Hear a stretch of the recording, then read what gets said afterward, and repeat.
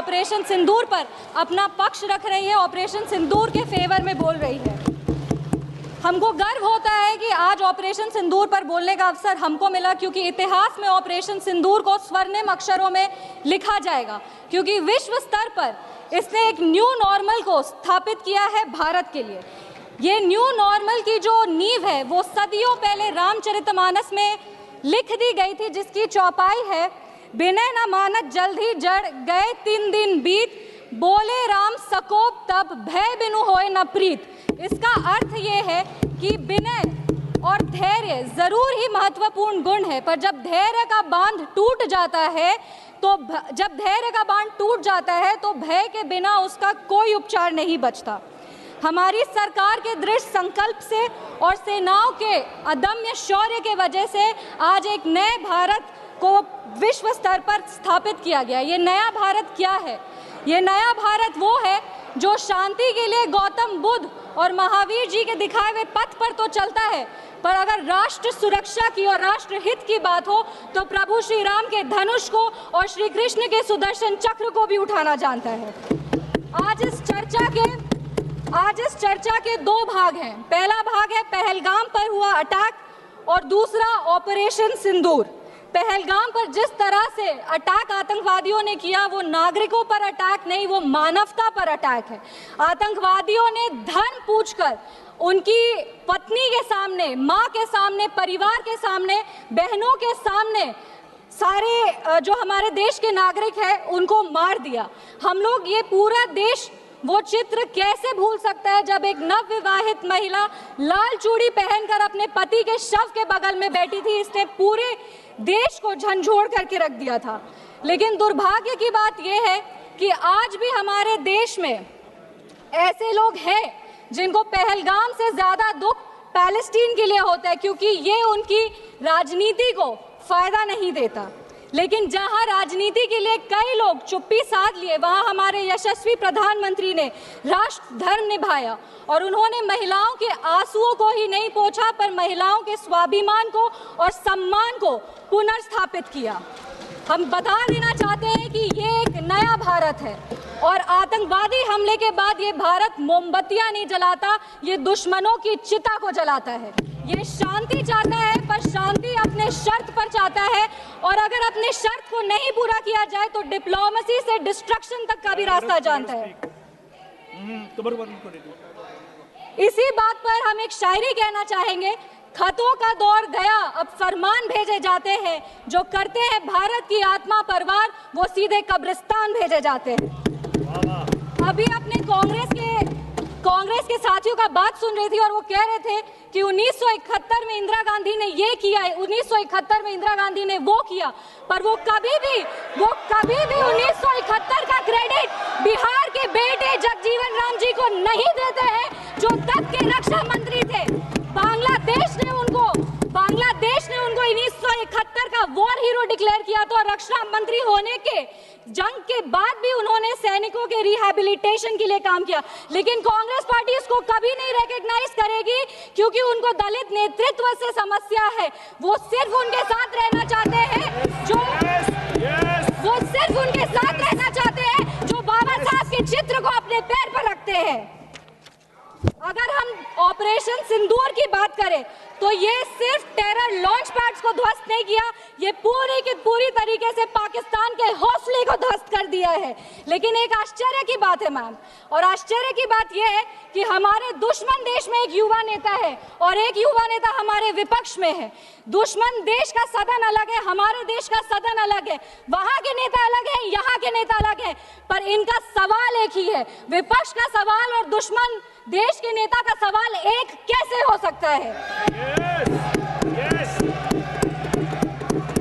मैं विपक्ष के साथियों को चुनौती देती हूं कि अपनी राजनीति से ऊपर उठ करके कभी राष्ट्र हित की सोचनी चाहिए। अगर सरहद पर सेना लड़ रही होती है तो उनसे सवाल नहीं पूछे जाते, उनको सलामी दी जाती है। अगर विपक्ष की बात सुबह से सुने जा रहे हैं और उनकी बात को ध्यान से सुने तो वो बार बार कह रहे हैं कि सरकार ने सरेंडर कर दिया, सरकार ने सरेंडर कर दिया। सरेंडर से इनका विशेष लगाव इसीलिए भी है क्योंकि इतिहास गवाह है इन्होंने कितने बार विश्व के सामने भारत का सर झुका दिया है। 1962 में नेहरू जी की दोस्ती की नीति ने हमारे देश के धज्जियां उड़ा दिए थे। 14,500 वर्ग मील जमीन पर कब्जा कर लिया था। अमेरिका के तब के राष्ट्रपति ने कहा था कि भारत हमसे भीख मांगते हुए आया था।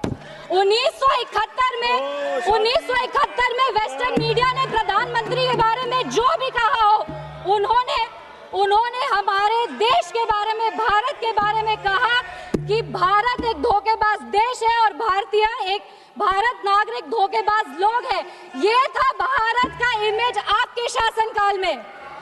1985 में CIA के क्लासिफाइड रिपोर्ट से कि विदेशी तंत्र भारत की सरकार को चलाती थी, इनसे जवाब मांगिए। 2001 विश्व के सबसे बड़े लोकतंत्र के सबसे बड़े मंदिर पर हमला हुआ और ये लोग चुप बैठे रह गए। 2008 मुंबई अटैक, पूरी तरीके से देश को झकझोर दिया गया, पर इन्होंने कभी नहीं जवाब दिया। अगर आज आतंकवादियों को जवाब दिया है तो वो हमारे यशस्वी प्रधानमंत्री श्री नरेंद्र मोदी जी की सरकार ने दिया है।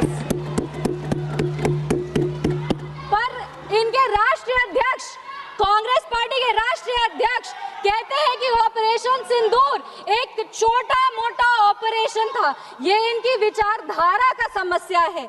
इनको लगता है कि ऑपरेशन सिंदूर एक छोटा मोटा ऑपरेशन था, पर ये इनकी गलती नहीं है।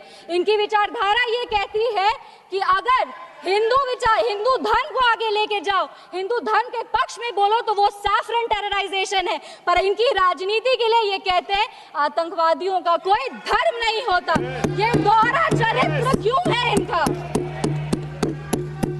आतंकवादियों ने हमारे नागरिकों को धर्म पूछकर मार दिया। हम उनको कहना चाहते हैं कि जिस सनातन को मुगल की तलवार नहीं खत्म कर पाई, जिस सनातन को अंग्रेज की तोप नहीं खत्म कर पाई, उस सनातन को इनकी छोटी मोटी राजनीति क्या खत्म करेगी?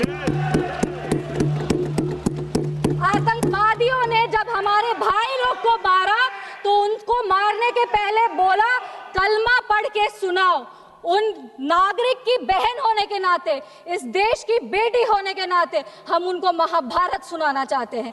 महाभारत सत्य और धर्म की लड़ाई जरूर है, लेकिन महाभारत द्रौपदी के प्रतिशोध का भी प्रतीक है। द्रौपदी का बदला महाभारत है और हमारी संस्कृति में है। अगर नारी सम्मान में त्रुटि होगी तो फिर से महाभारत रचा जाएगा। और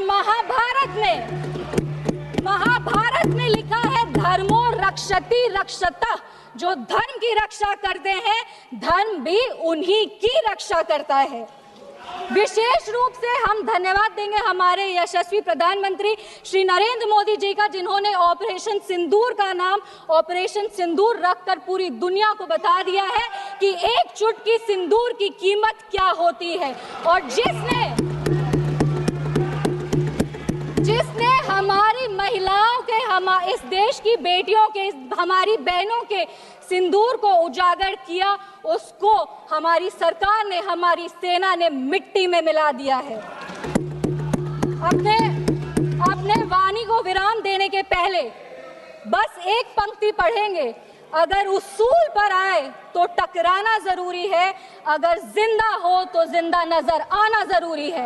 भारत एक जिंदा देश है, उसकी रगों में अखंडता का और एकता का खून दौड़ है। और जब जब भारत की अखंडता पे और एकता पर प्रहार होगा, भारत एकजुट होकर के मुंह तोड़ जवाब देगा।